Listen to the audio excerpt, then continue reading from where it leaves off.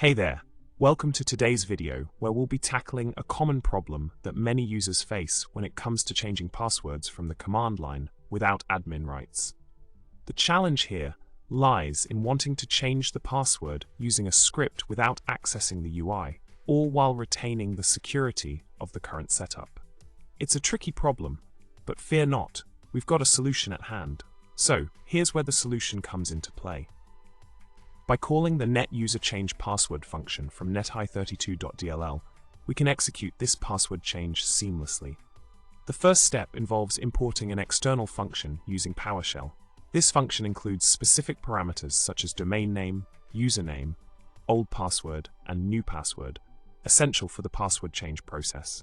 Now, diving deeper into the solution, we move on to actually performing the password change. By leveraging the netUserChangePassword function with the necessary parameters, including your current domain name, username, old password, and the desired new password, the script is ready to execute the password change operation. It's a straightforward process that can make your life a whole lot easier without the need for admin rights.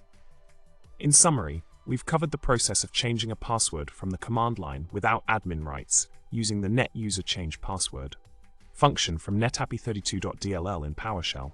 By following the steps outlined, you can efficiently manage your password changes with ease. Thanks for tuning in. Don't forget to subscribe, like, and leave a comment below. Until next time, stay secure and keep scripting.